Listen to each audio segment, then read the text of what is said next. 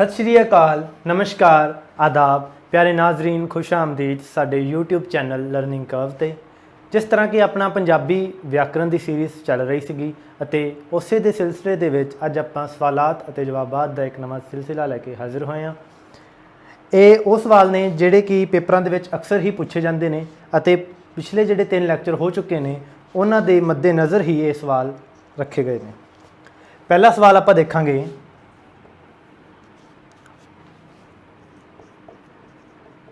ਜਿਨ੍ਹਾਂ ਨਿਯਮਾਂ ਦੁਆਰਾ ਭਾਸ਼ਾ ਦਾ ਸਹੀ ਗਿਆਨ ਪ੍ਰਾਪਤ ਕੀਤਾ ਜਾਂਦਾ ਹੈ ਉਹਨਾਂ ਨਿਯਮਾਂ ਨੂੰ ਕੀ ਕਹਿੰਦੇ ਹਨ?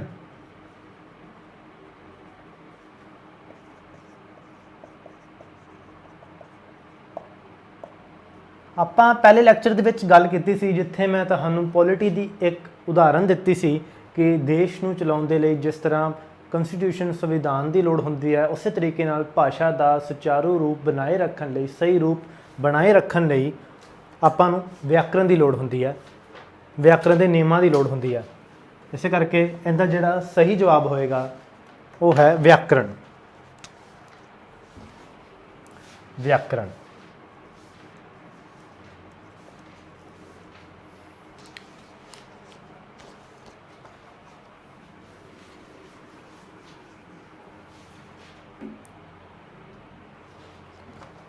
दूसरा सवाल है, मन दे भावां नूं प्रगट करन लई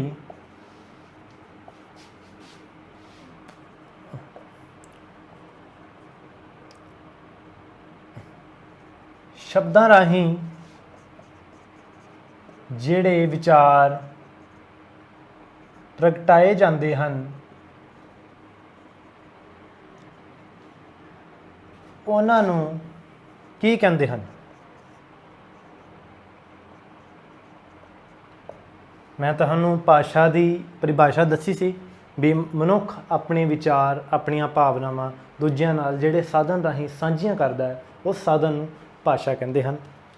ਅਤੇ ਇੱਥੇ ਵੀ ਸੇਮ ਹੀ ਹੈ, ਮਨ ਦੇ ਭਾਵਾਂ ਨੂੰ ਪ੍ਰਗਟ ਕਰਨ ਲਈ ਸ਼ਬਦਾਂ ਰਾਹੀਂ ਜਿਹੜੇ ਵਿਚਾਰ ਪ੍ਰਗਟਾਏ ਜਾਂਦੇ ਹਨ ਉਹਨਾਂ ਨੂੰ ਕੀ ਕਹਿੰਦੇ ਹਨ?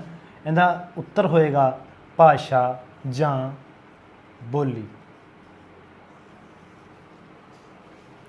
ਤੁਸੀਂ ਕੋਸ਼ਿਸ਼ ਕਰਨੀ ਹੈ ਜਦੋਂ ਮੈਂ ਪ੍ਰਸ਼ਨ ਲਿਖ ਰਿਹਾ ਤੇ ਤੁਸੀਂ ਉਹਦਾ ਆਨਸਰ ਖੁਦ ਦੇਣ ਦੀ ਕੋਸ਼ਿਸ਼ ਕਰਨੀ ਹੈ ਮੇਰੇ ਆਨਸਰ ਦੱਸਣ ਤੋਂ ਪਹਿਲਾਂ।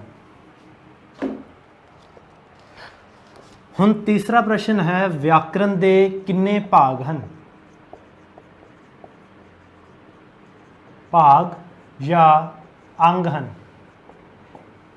ਇਹ ਵੀ ਤੁਹਾਨੂੰ ਪਹਿਲੀ ਕਲਾਸ ਦੇ ਵਿੱਚ ਮੈਂ ਦੱਸਿਆ ਸੀਗਾ। ਵਿਆਕਰਨ ਦੇ 4 ਅੰਗ ਹਨ: ਧੁਨੀ, ਸ਼ਬਦ, ਵਾਕ ਅਤੇ ਅਰਥ। ਹੁਣ ਇਹ ਪ੍ਰਸ਼ਨ ਤਾਂ ਇੱਕ ਸਿੱਧਾ ਆ ਜਾਂਦਾ, ਵਿਆਕਰਨ ਦੇ ਕਿੰਨੇ ਭਾਗ ਹਨ? ਆਪਾਂ ਉੱਥੇ ਲਿਖ ਦਾਂਗੇ 4। ਪੇਪਰ ਦੇ ਵਿੱਚ ਹੋਰ ਵੀ ਕੁਐਸਚਨ ਆਉਂਦੇ ਹੈ, ਆਪਾਂ ਧੁਨੀਆਂ ਬਾਰੇ ਜੋ ਵੀ ਪੜ੍ਹਦੇ ਹਾਂ ਉਹਨਾਂ ਨੂੰ ਕੀ ਉਸ ਨੂੰ ਕੀ ਕਹਿੰਦੇ ਹਨ? ਧੁਨੀ ਬੋਧ। ਆਪਾਂ ਸ਼ਬਦਾਂ ਬਾਰੇ ਜੋ ਵੀ ਗਿਆਨ ਪ੍ਰਾਪਤ ਕਰਦੇ ਹਾਂ ਉਸ ਨੂੰ ਕੀ ਕਹਿੰਦੇ ਹਨ? ਸ਼ਬਦ ਬੋਧ। ਆਪਾਂ ਵਾਕਾਂ ਬਾਰੇ ਜੋ ਵੀ ਪੜ੍ਹਦੇ ਹਾਂ ਉਸ ਨੂੰ ਕੀ ਕਹਿੰਦੇ ਹਨ? ਵਾਕ ਬੋਧ। ਅਤੇ ਆਪਾਂ ਅਰਥਾਂ ਬਾਰੇ ਜੋ ਵੀ ਪੜ੍ਹਾਂਗੇ ਉਸ ਨੂੰ ਅਰਥ ਬੋਧ। ਇਹ ਚਾਰੇ ਕੁਐਸਚਨ ਵੀ ਪੇਪਰ ਦੇ ਵਿੱਚ ਬਹੁਤ ਵਾਰ ਪੁੱਛੇ ਜਾਂਦੇ ਨੇ।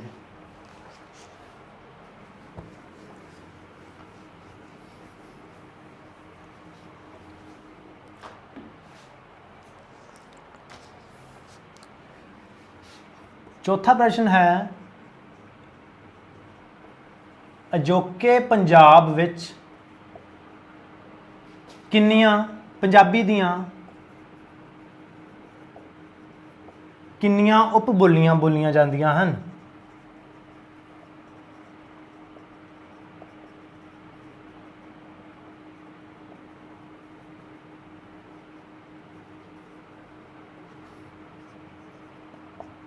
ਅਜੋਕੇ ਪੰਜਾਬ ਦੇ ਵਿੱਚ 4 ਉਪ ਬੋਲੀਆਂ ਬੋਲੀਆਂ ਜਾਂਦੀਆਂ: माझी, मलवई,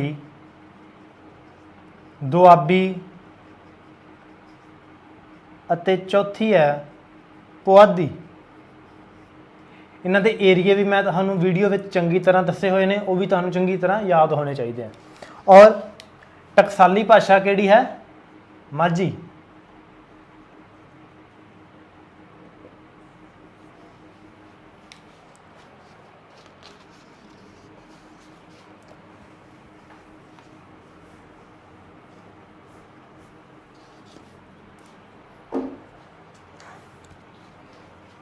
ਹੁਣ ਅਗਲਾ ਕੁਐਸਚਨ ਹੈ ਪੰਜਵਾਂ, ਪੰਜਾਬੀ ਵਿੱਚ ਦੁੱਤ ਅੱਖਰਾਂ ਦੀ ਗਿਣਤੀ ਕਿੰਨੀ ਹੈ?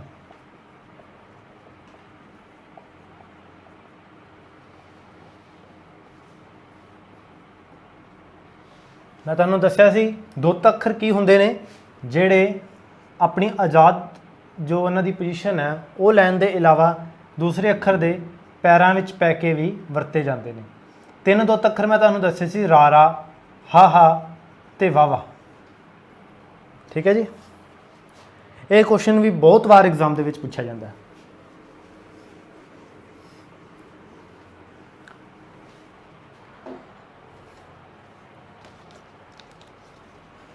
ਅਗਲਾ ਕੁਐਸਚਨ ਹੈ ਲਗਾਂ ਦੀ ਗਿਣਤੀ ਕਿੰਨੀ ਹੈ?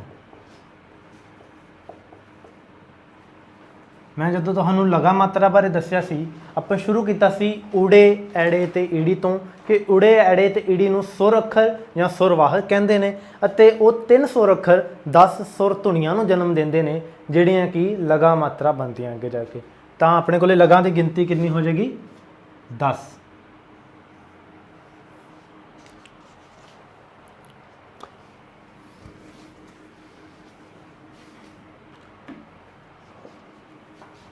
ਅਗਲਾ ਸਵਾਲ ਹੈ ਨਵੀਨ ਵਰਗ ਵਿੱਚ ਕੁੱਲ ਕਿੰਨੇ ਅੱਖਰ ਹਨ?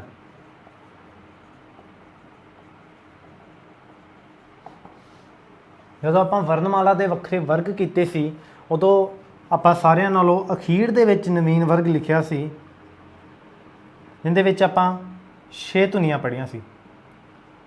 ਸੱਸੇ ਪੈਰੀ ਬਿੰਦੀ ਸ਼ਾ ਬੋਲੇ, ਖੱਖੇ ਪੈਰੀ ਬਿੰਦੀ ਖ ਬੋਲੇ, ਗੱਗੇ ਪੈਰੀ ਬਿੰਦੀ ਗ ਬੋਲੇ, ਜੱਜੇ ਪੈਰੀ ਬਿੰਦੀ ਜ਼ ਬੋਲੇ, ਫੱਫੇ ਪੈਰੀ ਬਿੰਦੀ ਵ ਬੋਲੇ, ਲੱਲੇ ਪੈਰੀ ਬਿੰਦੀ ਲ ਬੋਲੇ। 6 ਅੱਖਰ ਨਵੀਨ ਵਰਗ ਵਿੱਚ ਕੁੱਲ 6 ਅੱਖਰ ਨੇ, ਜਿਨ੍ਹਾਂ ਵਿੱਚੋਂ ਆਹ 5 ਅੱਖਰ ਫਾਰਸੀ ਭਾਸ਼ਾ ਦੇ ਪ੍ਰਭਾਵ ਹੇਠ ਜੋੜੇ ਗਏ, ਅਤੇ ਲੱਲੇ ਪੈਰੀ ਬਿੰਦੀ ਭਾਸ਼ਾ ਵਿਭਾਗ ਪੰਜਾਬੀ ਵੱਲੋਂ ਇੱਕ ਨਵੀਂ ਧੁਨੀ ਖੋਜੀ ਗਈ, ਜਿਹੜੀ ਕਿ ਲੱਲੇ ਦੀ ਜਿਹੜੀ ਤਾਲਵੀ ਆਵਾਜ਼ ਨੂੰ, ਸੌਫਟ ਆਵਾਜ਼ ਨੂੰ ਦਰਸਾਉਂਦੀ ਹੈ। ਉਹਦੇ ਲਈ ਲੱਲੇ ਦੇ ਪੈਰ ਵਿੱਚ ਬਿੰਦੀ ਲਾ ਕੇ ਇੱਕ ਨਵਾਂ ਅੱਖਰ ਜੋੜਿਆ ਗਿਆ।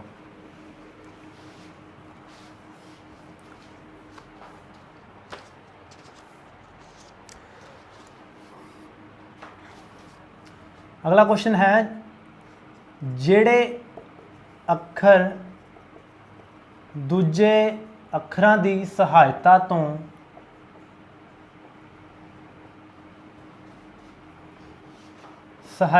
ਤੋਂ ਬਿਨਾਂ ਬੋਲੇ ਜਾ ਸਕਦੇ ਹਨ?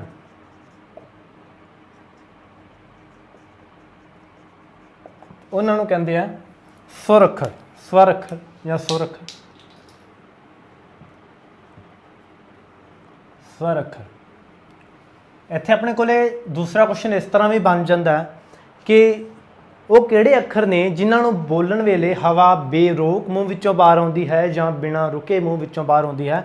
ਤਾਂ ਸੁਰ ਅੱਖਰ। ਅਤੇ ਇਸ ਦੇ ਨਾਲ ਰਿਲੇਟਡ ਹੀ ਇੱਕ ਕੁਐਸਚਨ ਹੋਰ ਬਣ ਸਕਦਾ ਹੈ, ਉਹ ਉਹਨਾਂ ਅੱਖਰਾਂ ਨੂੰ ਕੀ ਕਹਿੰਦੇ ਹਨ ਜਿਨ੍ਹਾਂ ਨੂੰ ਉਚਾਰਨ ਵੇਲੇ ਜਾਂ ਬੋਲਣ ਵੇਲੇ ਹਵਾ ਮੂੰਹ ਵਿੱਚੋਂ ਰੁਕ ਕੇ, ਟਕਰਾ ਕੇ ਜਾਂ ਘਸਰ ਕੇ ਬਾਹਰ ਆਉਂਦੀ ਹੈ? ਉਹਨਾਂ ਨੂੰ ਵਿਅੰਜਨ ਧੁਨੀਆਂ ਕਹਿੰਦੇ ਨੇ।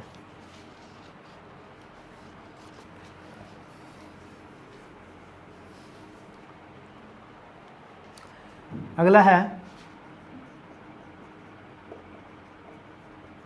ਜਿਹੜੇ ਅੱਖਰ ਨਾਲ ਕੋਈ ਲੱਗ ਨਾ ਲੱਗੀ ਹੋਵੇ ਉਸ ਨੂੰ ਕੀ ਕਹਿੰਦੇ ਹਨ? ਆਪਾਂ ਜਦੋਂ ਲਗਾ ਮਾਤਰਾ ਕੀਤੀਆਂ ਸੀ, ਮੈਂ ਤੁਹਾਨੂੰ ਉਦੋਂ ਦੱਸਿਆ ਸੀ ਜਿਹੜੀ ਅ ਧੁਨੀ ਉਤਪੰਨ ਹੁੰਦੀ ਆਪਣੇ ਕੋਲੇ, ਇਹਨੂੰ ਦਰਸਾਉਣ ਲਈ ਆਪਣੇ ਕੋਲੇ ਕੋਈ ਵੀ ਚਿੰਨ੍ਹ ਨਹੀਂ ਹੈ, ਤਾਂ ਇਸ ਦਾ ਨਾਮ ਆਪਾਂ ਕਹਿੰਦੇ ਸੀ ਮੁਕਤਾ। ਔਰ ਇਹਦਾ ਨਾਮ ਹੀ ਹੈ ਜਦੋਂ ਕੋਈ ਲੱਗ ਨਹੀਂ ਲੱਗਦੀ, ਮੁਕਤਾ।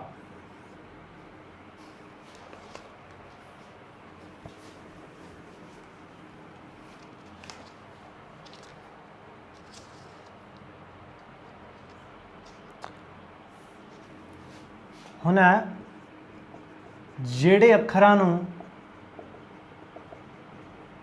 ਬੋਲਣ ਵੇਲੇ ਆਵਾਜ਼ ਨੱਕ ਰਾਹੀਂ ਆਉਂਦੀ ਹੈ,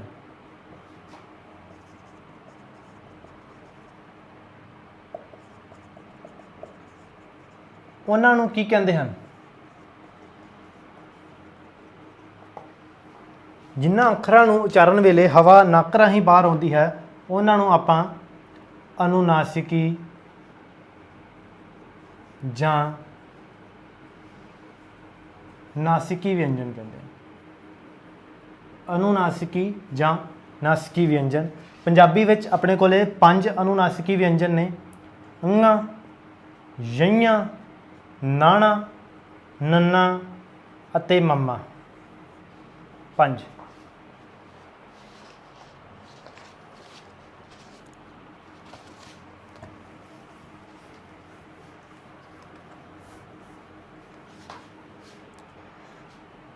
ਹੁਣ ਅਗਲਾ ਪ੍ਰਸ਼ਨ ਆਪਾਂ ਦੇਖਣਾ, ਕਿੰਨੀਆਂ ਲਗਾਂ ਨਾਲ ਬਿੰਦੀ ਲੱਗਦੀ ਹੈ?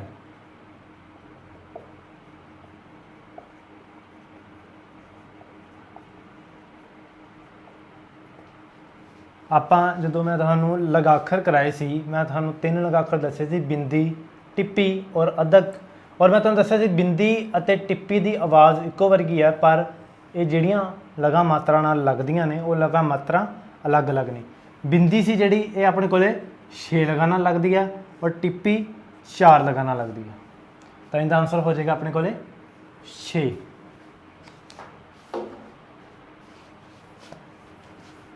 ਨੈਕਸਟ ਕੁਐਸਚਨ ਆਪਣੇ ਕੋਲੇ, ਪੰਜਾਬੀ ਵਰਣਮਾਲਾ ਨੂੰ ਕੀ ਕਿਹਾ ਜਾਂਦਾ ਹੈ? ਪੰਜਾਬੀ ਵਰਣਮਾਲਾ। ਪੰਜਾਬੀ ਵਰਣਮਾਲਾ ਨੂੰ ਆਪਾਂ ਕੀ ਕਹਿੰਦੇ ਆ?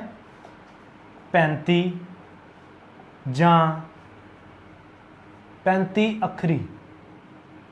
2 ਨਾਮ ਨੇ ਇਹਦੇ, ਕੋਈ ਵੀ ਆਪਸ਼ਨ, ਦੋਵਾਂ ਚੋਂ ਕੋਈ ਵੀ ਇੱਕ ਆਪਸ਼ਨ ਆਪਣੇ ਕੋਲੇ ਪੇਪਰ ਦੇ ਵਿੱਚ ਹੋਏਗੀ।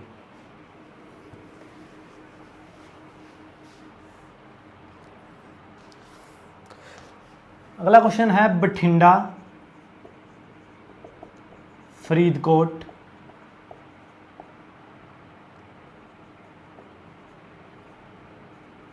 ਅਤੇ ਫਿਰੋਜ਼ਪੁਰ ਵਿੱਚ ਪੰਜਾਬੀ ਦੀ ਕਿਹੜੀ ਉਪਬੋਲੀ ਬੋਲੀ ਜਾਂਦੀ ਹੈ? ਉਪਬੋਲੀਆਂ ਦੇ ਟਾਈਮ ਮੈਂ ਤੁਹਾਨੂੰ ਚੰਗੀ ਤਰ੍ਹਾਂ ਦੱਸਿਆ ਸੀ ਕਿ ਕਿਹੜੀ ਉਪਬੋਲੀ ਆਪਣੇ ਕੋਲੇ ਕਿਹੜੇ ਖੇਤਰ ਦੇ ਵਿੱਚ ਬੋਲੀ ਜਾਂਦੀ ਹੈ। ਪੰਜਾਬੀ ਦੀ ਕਿਹੜੀ ਉਪਬੋਲੀ ਬੋਲੀ ਜਾਂਦੀ ਹੈ? ਤਾਂ ਬਠਿੰਡਾ, ਫਰੀਦਕੋਟ, ਫਿਰੋਜ਼ਪੁਰ, ਲੁਧਿਆਣਾ, ਮਾਨਸਾ, ਇਹ ਜਿਹੜੇ ਏਰੀਆ ਸੀ ਇਹਨਾਂ ਵਿੱਚ ਮਲਵਈ ਦੱਸੀ ਸੀ ਤੁਹਾਨੂੰ ਮੈਂ। ਔਰ ਇਹਦੇ ਇਲਾਵਾ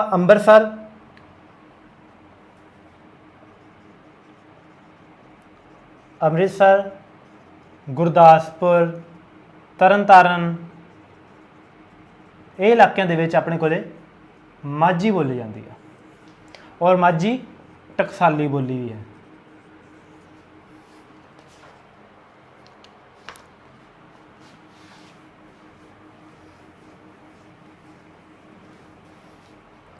ਹੁਣ ਅਗਲਾ ਕੁਐਸਚਨ ਹੈ ਜਿਹੜਾ ਕਿ ਤਕਰੀਬਨ ਹਰ ਇੱਕ ਪੇਪਰ ਦੇ ਵਿੱਚ ਹੀ ਆਪਾਂ ਨੂੰ ਦੇਖਣ ਨੂੰ ਮਿਲ ਜਾਂਦਾ, ਨਾਮ ਦੀਆਂ ਕਿੰਨੀਆਂ ਕਿਸਮਾਂ ਹਨ?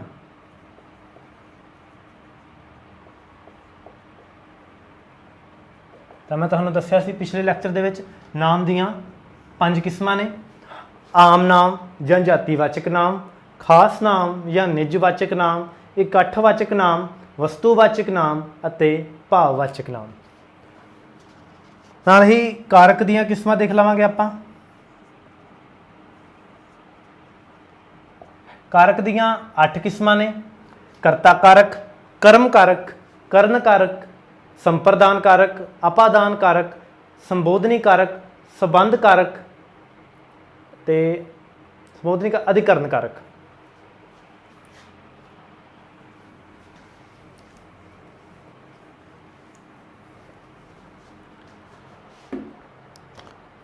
ਹੁਣ ਆਪਾਂ ਦੇਖਦੇ ਹਾਂ ਪ੍ਰਸ਼ਨ।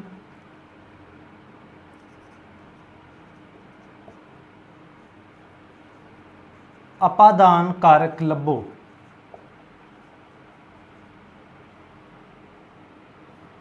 ਆਪਣੇ ਕੋਲ ਪੇਪਰ 'ਚ ਇਸ ਤਰ੍ਹਾਂ ਇੱਕ ਆਪਾਂ ਨੂੰ ਵਾਕ ਦਿੱਤਾ ਹੋਏਗਾ ਔਰ ਉਹਦੇ ਵਿੱਚੋਂ ਕੋਈ ਵੀ ਇੱਕ ਕਾਰਕ ਲੱਭਣ ਨੂੰ ਆਪਾਂ ਨੂੰ ਕਿਹਾ ਜਾਏਗਾ। ਜਿਸ ਤਰ੍ਹਾਂ ਵਾਕ ਹੈ, ਮੈਂ ਘਰੋਂ ਸ਼ਹਿਰ ਵੱਲ ਜਾ ਰਿਹਾ ਸੀ। ਮੈਂ ਘਰੋਂ ਸ਼ਹਿਰ ਵੱਲ ਜਾ ਰਿਹਾ ਸੀ। ਤਾਂ ਜਦੋਂ ਆਪਾਂ ਕਾਰਕ ਕੀਤੇ ਸੀ ਉਦੋਂ ਮੈਂ ਤੁਹਾਨੂੰ ਦੱਸਿਆ ਸੀ ਜਿਹੜਾ ਅਪਾਦਾਨ ਕਾਰਕ ਹੈ, ਅਪਾਦਾਨ ਦਾ ਮਤਲਬ ਹੁੰਦਾ ਹੈ ਕਿਸੇ ਚੀਜ਼ ਤੋਂ, ਕਿਸੇ ਨਾਮ ਜਾਂ ਪੜਨਾਮ ਨੂੰ ਦੂਜੇ ਨਾਮ ਜਾਂ ਪੜਨਾਮ ਤੋਂ ਜਦੋਂ ਦੂਰ ਹੋਣਾ ਦਰਸਾਇਆ ਜਾਂਦਾ ਹੈ ਤਾਂ ਉਸ ਨਾਮ ਜਾਂ ਪੜਨਾਮ ਨੂੰ ਅਪਾਦਾਨ ਕਾਰਕ ਦਾ ਚਿੰਨ੍ਹ ਮੰਨਿਆ ਜਾਂਦਾ ਹੈ। ਔਰ ਤੁਹਾਨੂੰ ਮੈਂ ਸੌਖਾ ਤਰੀਕਾ ਦੱਸਿਆ ਸੀ ਕਾਰਕ ਲੱਭਣ ਦਾ ਕਿ ਤੁਸੀਂ ਪ੍ਰਸ਼ਨ ਯਾਦ ਕਰਨੇ ਆ ਕਿ ਆਪਾਂ ਵਾਕ ਤੋਂ ਕਿਹੜਾ ਪ੍ਰਸ਼ਨ ਕਰਨਾ ਹੈ ਕਿ ਆਪਾਂ ਨੂੰ ਕਿਹੜਾ ਕਾਰਕ ਲੱਭ ਜਾਵੇ। ਜਦੋਂ ਅਪਾਦਾਨ ਕਾਰਕ ਦੀ ਗੱਲ ਹੁੰਦੀ ਹੈ ਉਦੋਂ ਜਿਹੜਾ ਪ੍ਰਸ਼ਨ ਕਰਨਾ ਹੁੰਦਾ ਆਪਾਂ ਕਿੱਥੋਂ ਜਾਂ ਕਿਸ ਤੋਂ ਜਾਂ ਕਿਸ ਵਿੱਚੋਂ, ਇਸ ਤਰ੍ਹਾਂ ਦੇ ਪ੍ਰਸ਼ਨ ਆਪਾਂ ਜਦੋਂ ਅਪਾਦਾਨ ਕਾਰਕ ਉਦੋਂ ਕਰਦੇ ਹੁੰਦੇ। ਮੈਂ ਘਰੋਂ ਸ਼ਹਿਰ ਵੱਲ ਜਾ ਰਿਹਾ ਸੀ ਤਾਂ ਆਪਾਂ ਪ੍ਰਸ਼ਨ ਕਰਾਂਗੇ ਮੈਂ ਕਿੱਥੋਂ ਸ਼ਹਿਰ ਵੱਲ ਜਾ ਰਿਹਾ ਸੀ, ਤਾਂ ਆਪਣੇ ਕੋਲ ਆਨਸਰ ਆਏਗਾ ਘਰੋਂ, ਤੇ ਜਿਹੜਾ ਘਰ ਹੋ ਜਾਏਗਾ ਉਹ ਆਪਣੇ ਕੋਲੇ ਅਪਾਦਾਨ ਕਾਰਕ ਦਾ ਚਿੰਨ੍ਹ ਹੋ ਜਾਏਗਾ।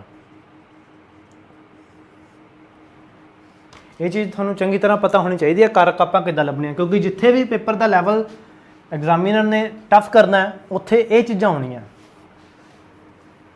ਨਾਮ ਜਾਂ ਪੜਨਾਮ ਜਾਂ ਕਾਰਕ ਦੀਆਂ ਕਿਸਮਾਂ ਤਾਂ ਹਰ ਕੋਈ ਰੱਟਾ ਲਾ ਲੈਂਦਾ, ਪਰ ਇਹ ਚੀਜ਼ਾਂ ਉਹੀ ਸੋਲਵ ਕਰ ਸਕਦਾ ਜਿਨ੍ਹਾਂ ਦੇ ਬੇਸਿਕਸ ਕਲੀਅਰ ਨੇ। ਔਰ ਸਾਡਾ ਫੋਕਸ ਸਿਰਫ ਤੁਹਾਡੇ ਬੇਸਿਕਸ ਕਲੀਅਰ ਕਰਾਉਣ 'ਤੇ ਹੈ ਵੀ ਤੁਸੀਂ ਪੇਪਰ ਦੇ ਵਿੱਚ ਹਰ ਇੱਕ ਕੁਐਸਚਨ ਅਟੈਂਪਟ ਕਰ ਸਕੋ।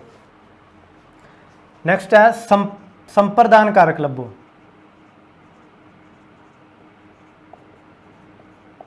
ਸੰਪਰਦਾਨ ਕਾਰਕ ਲੱਭੋ।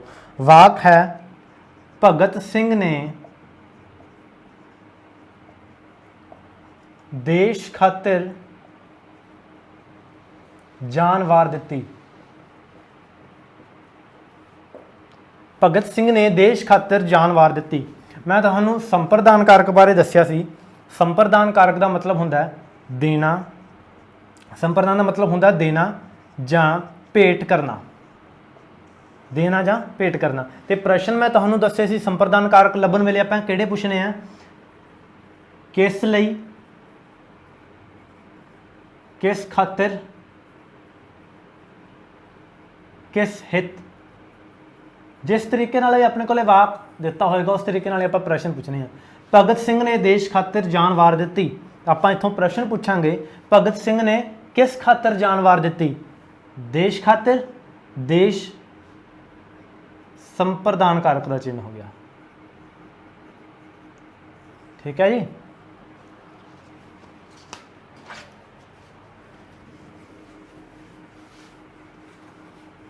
ਤੁਸੀਂ ਪਿਛਲੀਆਂ ਵੀਡੀਓਜ਼ ਵੀ ਚੰਗੀ ਤਰ੍ਹਾਂ ਦੇਖਣੀਆਂ ਕਿਉਂਕਿ ਬਾਲੇ ਕੁਐਸਚਨ ਤਾਂ ਉੱਥੋਂ ਹੀ ਕਵਰ ਹੋ ਜਾਣੇ ਆ। ਫਿਰ ਵੀ ਹੋਰ ਵੀ ਜਿਹੜੇ ਇੰਪੋਰਟੈਂਟ ਕੁਐਸਚਨ ਬਣਦੇ ਆ ਮੈਂ ਅਗਲੀ ਵੀਡੀਓ 'ਚ ਵੀ ਦੱਸਾਂਗਾ। ਇਹ ਵੀ ਇੰਪੋਰਟੈਂਟ ਕੁਐਸਚਨ ਸੀਗੇ ਜਿੰਨੇ ਵੀ ਮੈਂ ਲੈ ਕੇ ਆਇਆ ਤੁਹਾਡੇ ਲਈ। ਔਰ ਇਹਦੇ ਨਾਲ ਹੀ ਆਪਾਂ ਅੱਜ ਥੋੜ੍ਹੀਆਂ ਜਿਹੀਆਂ ਅਖਾਣਾਂ ਕਰਾਂਗੇ ਜੋ ਕਿ ਤਕਰੀਬਨ ਹੀ ਪੇਪਰ ਦੇ ਵਿੱਚ ਪੁੱਛੀਆਂ ਜਾਂਦੀਆਂ। ਕੁਝ ਸੌਖੀਆਂ ਹੁੰਦੀਆਂ ਪਰ ਕਈ ਵਾਰੀ ਕੋਈ ਔਖੀ ਅਖਾਣ ਵੀ ਆ ਜਾਂਦੀ ਹੈ ਜਿੰਦੇ ਬਾਰੇ ਆਪਾਂ ਨੂੰ ਨਹੀਂ ਪਤਾ ਲੱਗਦਾ। ਆਪਾਂ ਕੁਝ ਅਖਾਣਾਂ ਦੇਖਦੇ ਹਾਂ ਔਰ ਉਹਨਾਂ ਦੇ ਮਤਲਬ ਵੀ ਦੇਖਦੇ ਹਾਂ।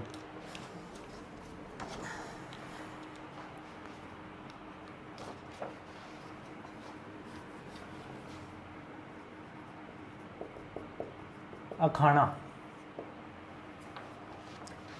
ਪਹਿਲੀ ਆਪਣੇ ਕੋਲੇ ਉੱਤੋਂ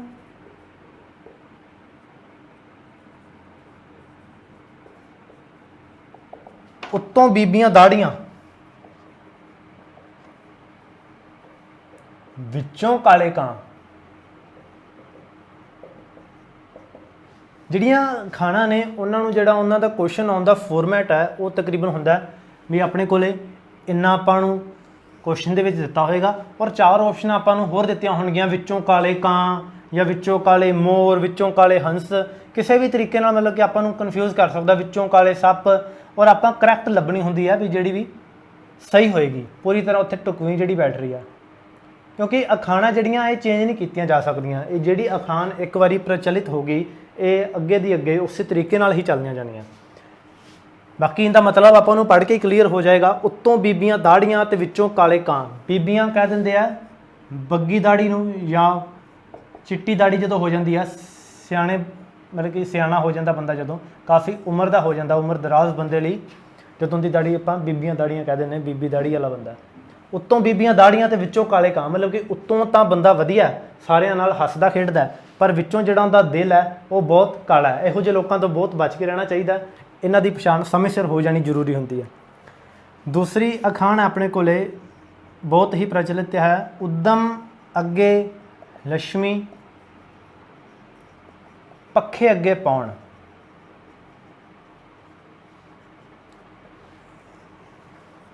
ਉਦਮ ਅੱਗੇ ਲక్ష్ਮੀ ਮਤਲਬ ਕਿ ਜਦੋਂ ਆਪਾਂ ਮਿਹਨਤ ਕਰਦੇ ਹਾਂ ਤਾਂ ਆਪਣੇ ਕੋਲੇ ਪੈਸਾ ਆਉਂਦਾ, ਜਦੋਂ ਆਪਾਂ ਪੱਖੇ ਅੱਗੇ ਬਹਿੰਦੇ ਹਾਂ ਤਾਂ ਆਪਾਂ ਨੂੰ ਪਾਉਣ ਯਾਨੀ ਕਿ ਹਵਾ ਆਉਂਦੀ ਹੈ। ਇਹਦਾ ਕਹਿਣ ਦਾ ਸਿੱਧਾ ਸਿੱਧਾ ਮਤਲਬ ਇਹੀ ਹੈ ਕਿ ਅਗਰ ਆਪਾਂ ਜ਼ਿੰਦਗੀ ਦੇ ਵਿੱਚ ਕੁਝ ਹਾਸਲ ਕਰਨਾ ਤਾਂ ਆਪਾਂ ਨੂੰ ਕੋਈ ਨਾ ਕੋਈ ਉਪਰਾਲਾ, ਕੋਈ ਨਾ ਕੋਈ ਉਦਮ ਉਹਦੇ ਲਈ ਕਰਨਾ ਹੀ ਪਏਗਾ। ਠੀਕ ਹੈ ਜੀ। ਅਗਲੀ ਹੈ ਅੰਨੇ ਅੱਗੇ ਰੋਣਾ ਅੱਖੀਆਂ ਦਾ ਖੌਅ।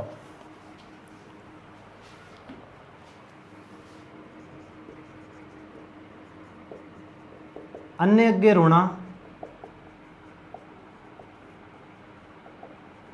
ਅੱਖੀਆਂ ਦਾ ਖੌਅ, ਮਤਲਬ ਕਿ ਉਹ ਬੰਦਾ ਜਿਹੜੇ ਬੰਦੇ ਨੂੰ ਆਪਣੀਆਂ ਗੱਲਾਂ ਦੀ ਕੋਈ ਕਦਰ ਹੀ ਨਹੀਂ ਹੈ, ਉਹਦੇ ਅੱਗੇ ਜਦੋਂ ਆਪਾਂ ਆਪਦੇ ਦੁੱਖੜੇ ਫੋਲਦੇ ਹਾਂ ਤਾਂ ਉਹ ਵਿਅਰਥ ਹੀ ਜਾਂਦੇ ਆ। ਅੰਨੇ ਅੱਗੇ ਰੋਣਾ ਅੱਖੀਆਂ ਦਾ ਖੌਅ, ਮਤਲਬ ਕਿ ਅਗਰ ਆਪਾਂ ਅੰਨੇ ਬੰਦੇ ਅੱਗੇ ਰੋਵਾਂਗੇ ਤਾਂ ਆਪਣੀਆਂ ਅੱਖੀਆਂ ਨੂੰ ਆਪਾਂ ਆਪਦੀਆਂ ਅੱਖਾਂ 'ਤੇ ਨੁਕਸਾਨ ਕਰਾਂਗੇ, ਉਹਦਾ ਨਾ ਆਪਾਂ ਕੁਛ ਲੈ ਜਾਣਾ। ਠੀਕ ਹੈ ਜੀ। ਇਸੇ ਤਰ੍ਹਾਂ ਜਿਹੜੇ ਬੰਦੇ ਨੂੰ ਆਪਣੀ ਕਦਰ ਨਹੀਂ ਹੈ, ਉਹਦੇ ਨਾਲ ਆਪਦੇ ਦੁੱਖ ਸਾਂਝੇ ਕਰਨ ਦਾ ਕੋਈ ਫਾਇਦਾ ਨਹੀਂ। ਅਗਲੀ ਹੈ ਅੰਨਾ ਵੰਡੇ ਰਿਓੜੀਆਂ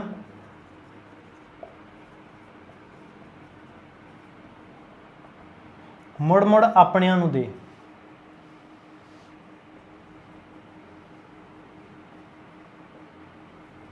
ਅੱਜ ਦਾ ਜੋ ਸਿਸਟਮ ਹੈ, ਜੋ ਪੋਲੀਟੀਕਲ ਸਿਸਟਮ ਬਣ ਚੁੱਕਿਆ, ਉਹਦੇ 'ਤੇ ਬਿਲਕੁਲ ਹੀ ਇਹ ਜਿਹੜੀ ਅਖਾਣ ਹੈ ਬਹੁਤ ਹੀ ਜ਼ਿਆਦਾ ਢੁਕਵੀਂ ਹੈ।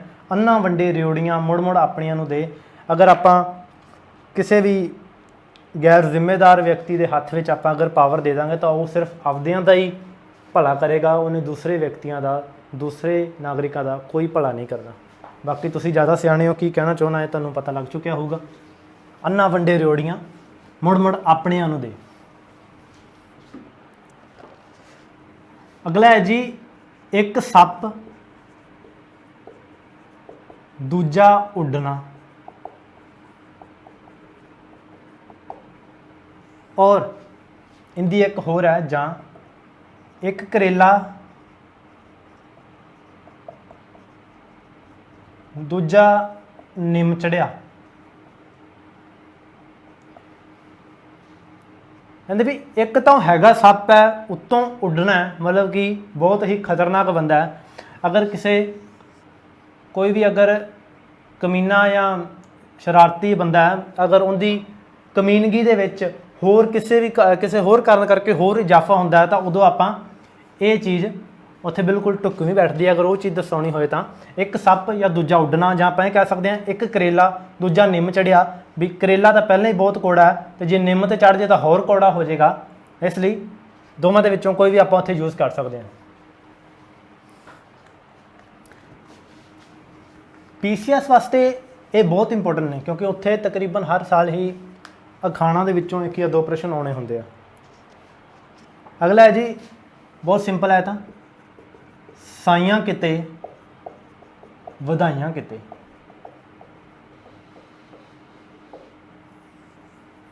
ਇਹਦਾ ਸਿੱਧਾ ਮਤਲਬ ਹੈ ਵੀ ਆਪਾਂ ਕਰਾਰ ਕਿਸੇ ਹੋਰ ਬੰਦੇ ਨਾਲ ਕੀਤਾ ਹੁੰਦਾ, ਪਰ ਆਪਾਂ ਚਲੇ ਜਾਂ ਕਿਸੇ ਹੋਰ ਬੰਦੇ ਕੋਲ ਜਾਂਦੇ ਹਾਂ, ਜਾਂ ਕੰਮ ਕਿਸੇ ਹੋਰ ਬੰਦੇ ਕੋਲੇ ਆਪਾਂ ਕੱਢ ਲੈਂਦੇ ਹਾਂ।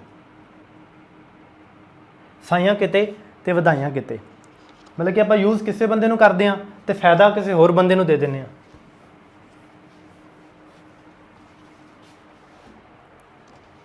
ਅਗਲਾ ਹੈ ਜੀ ਸ਼ਕਲ ਮੋਮਨਾ ਕਰਤੂਤ ਕਾਫਰਾ। ਆਪਾਂ ਸਾਰਿਆਂ ਨਾਲੋਂ ਪਹਿਲੀ ਜਿਹੜੀ ਪੜ੍ਹੀ ਸੀ, ਉੱਤੋਂ ਬੀਬੀਆਂ ਦਾੜੀਆਂ ਵਿੱਚੋਂ ਕਾਲੇ ਕਾਂ, ਇਹ ਉਹਦੇ ਵਰਗੀ ਹੀ ਹੈ। ਸ਼ਕਲ ਮੋਮਨਾ ਮਤਲਬ ਕਿ ਸ਼ਕਲ ਮੋਮਨ ਹੁੰਦੇ ਆ ਧਾਰਮਿਕ ਬੰਦੇ, ਖਾਸ ਕਰ ਮੁਸਲਮਾਨਾਂ ਨੂੰ ਮੋਮਨ ਕਿਹਾ ਜਾਂਦਾ ਹੈ। ਕਾਫਰ ਹੁੰਦੇ ਆ ਬੰਦੇ ਜਿਹੜੇ ਕਿ ਰੱਬ ਤੋਂ ਮੁਨਕਰ ਹੋ ਜਾਂਦੇ ਆ। ਸ਼ਕਲ ਉਹਦੀ ਮੋਮਨਾ ਵਾਲੀ ਹੈ, ਸ਼ਕਲ ਧਾਰਮਿਕ ਹੈ, ਮਤਲਬ ਕਿ ਉੱਤੋਂ ਤਾਂ ਬਹੁਤ ਹੀ ਸਾਊ ਬੰਦਾ ਹੈ, ਪਰ ਜਿਹੜੀਆਂ ਉਹਦੀਆਂ ਕਰਤੂਤਾਂ ਨੇ ਉਹ ਬਹੁਤ ਭੈੜੀਆਂ ਨੇ। ਉਸ ਬੰਦੇ ਲਈ ਇਹ ਅਖਾਣ ਵਰਤੀ ਜਾਂਦੀ ਹੈ, ਸ਼ਕਲ ਮੋਮਨਾ ਕਰਤੂਤ ਕਾਫਰਾਂ। ਅਗਲਾ ਹੈ ਜੀ, ਸੱਪ ਨੂੰ ਸੱਪ ਲੜੇ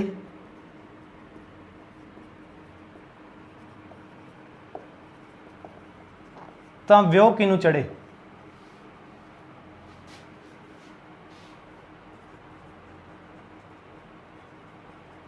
ਵਿਉ ਦੀ ਜਗ੍ਹਾ ਤੇ ਕਈ ਵਾਰੀ ਆਪਣੇ ਕੋਲੇ ਵਿਸ ਵੀ ਵਰਤਿਆ ਜਾਂਦਾ।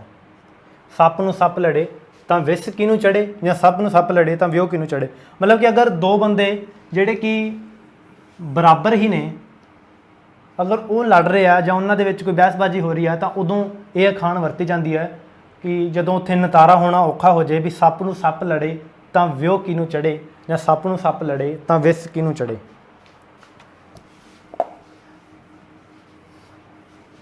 ਅਗਲਾ ਹੈ ਜੀ, ਸਰਹੰਦੀ ਸੌਂ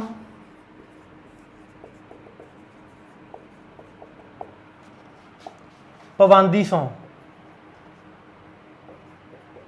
ਲੱਕ ਵਿਚਾਲੇ ਹੀ। ਇਹਨੂੰ ਪੜ੍ਹਦਿਆਂ ਸਾਰ ਪਿੰਡਾਂ ਵਾਲੇ ਛੇਤੀ ਸਮਝ ਸਕਦੇ ਆ। ਸਰਹੰਦੀ ਸੌਣਾ ਮਤਲਬ ਕਿ ਮੰਜੇ ਦੇ ਸਰਾਣੇ ਵਾਲੇ ਪਾਸੇ ਸੌਣਾ। ਆ ਦੇਖੋ ਜੀ, ਸਰਹੰਦੀ ਸੋਣਾ ਮਤਲਬ ਕਿ ਮੰਜੇ ਦੇ ਸਰਾਣੇ ਵਾਲੇ ਪਾਸੇ ਸੋਣਾ, ਪਵਾਂਦੀ ਸੋਣਾ ਮਤਲਬ ਕਿ ਪੈਣ ਵਾਲੇ ਪਾਸੇ ਸੋਣਾ। ਪਰ ਜਿਵੇਂ ਵੀ ਪੈ ਜਾਓ ਲੱਕ ਵਿਚਾਲੇ ਹੀ ਹੋਣਾ।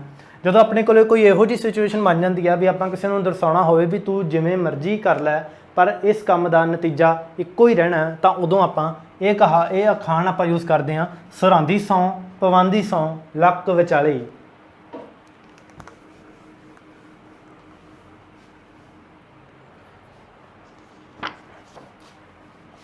ਅਗਲਾ ਹੈ ਜੀ, ਕੱਖਾਂ ਦੀ ਬੇੜੀ ਬਾਂਦਰ ਮਲਾਹ। ਜਦੋਂ ਆਪਾਂ ਕਿਸੇ ਵੀ ਨਾਜ਼ੁਕ ਜਾਂ ਕੋਈ ਵੀ ਨਾਜ਼ੁਕ ਹੀ ਲਾ ਲਓ, ਕੋਈ ਵੀ ਮਤਲਬ ਕਿ ਨਾਜ਼ੁਕ ਚੀਜ਼ ਦੀ ਅਗਰ ਜ਼ਿੰਮੇਵਾਰੀ, ਉਹਨੂੰ ਸੰਭਾਲਣ ਦੀ ਜ਼ਿੰਮੇਵਾਰੀ ਕਿਸੇ ਵੀ ਗੈਰ ਜ਼ਿੰਮੇਦਾਰ ਵਿਅਕਤੀ ਨੂੰ ਦੇ ਦਿੰਦੇ ਆ, ਉਦੋਂ ਉੱਥੇ ਇਹ ਅਖਾਣ ਵਰਤੀ ਜਾਂਦੀ ਹੈ, ਕੱਖਾਂ ਦੀ ਬੇੜੀ ਬਾਂਦਰ ਮਲਾਹ। ਇਹ ਵੀ ਅੱਜ ਦੇ ਪੋਲੀਟੀਕਲ ਸਿਸਟਮ 'ਤੇ ਬਹੁਤ ਹੀ ਢੁਕਵੀਂ ਹੈ। ਬਾਕੀ ਤੁਸੀਂ ਜ਼ਿਆਦਾ ਸਿਆਣੇ ਹੋ, ਮੈਂ ਕਹਿਣਾ ਕੀ ਚਾਹੁੰਦਾ ਇਹ ਤੁਸੀਂ ਸਮਝ ਜਾਓਗੇ। ਅਗਲਾ ਹੈ ਜੀ, ਕੁੱਤਾ ਰਾਜ ਬਹਾਲੀਏ ਮੁੜ ਚੱਕੀ ਚੱਟੇ। ਫਿਰ ਚੱਕੀ ਚੱਟੇ ਜਾਂ ਮੁੜ ਚੱਕੀ ਚੱਟੇ, ਫਿਰ ਚੱਕੀ ਚੱਟੇ। ਇਹਦਾ ਮਤਲਬ ਹੈ ਵੀ ਜਿਹੜਾ, ਚਲੋ ਪਹਿਲਾਂ ਆਪਾਂ ਇਸੇ ਦਾ ਹੀ ਮਤਲਬ ਸਮਝਦੇ ਹਾਂ। ਕੁੱਤਾ ਰਾਜ ਬਹਾਲੀਏ ਮਤਲਬ ਕਿ ਕੁੱਤੇ ਨੂੰ ਭਾਵੇਂ ਰਾਜਾ ਬਣਾ ਦਈਏ, ਪਰ ਉਹਨੇ ਆਪਦੀ ਔਕਾਤ ਤੋਂ ਕਦੇ ਬਾਹਰ ਨਹੀਂ ਆਉਣਾ, ਉਹਨੇ ਫਿਰ ਵੀ ਚੱਕੀ ਹੀ ਚੱਟਣੀ ਹੈ। ਕਰਤੂਤਾਂ ਉਸ ਬੰਦੇ ਦੀਆਂ ਸੇਮ ਹੀ ਰਹਿਣੀਆਂ। ਇਹੀ ਦਾ ਮਤਲਬ ਹੈ ਵੀ ਅਗਰ ਕਿਸੇ ਬੰਦੇ ਨੂੰ ਆਪਾਂ ਕਿਸੇ ਵੀ ਪੋਜੀਸ਼ਨ 'ਤੇ ਰੱਖ ਦਈਏ, ਪਰ ਉਹ ਆਪਦੀਆਂ ਹਰਕਤਾਂ ਤੋਂ ਬਾਜ ਨਹੀਂ ਆਉਂਦਾ, ਉਹਨੇ ਆਪਦੀ ਔਕਾਤ ਨਹੀਂ ਛੱਡਣੀ ਹੁੰਦੀ। ਚਲੋ ਜੀ, ਅੱਜ ਦਾ ਲੈਕਚਰ ਆਪਾਂ ਇੱਥੇ ਹੀ ਰੱਖਦੇ ਹਾਂ। ਅਗਲੇ ਲੈਕਚਰ ਦੇ ਵਿੱਚ ਆਪਾਂ ਪੜ੍ਹਨਾਂਵ ਅਤੇ ਵਿਸ਼ੇਸ਼ਣ ਬਾਰੇ ਗੱਲ ਕਰਾਂਗੇ। Thank you.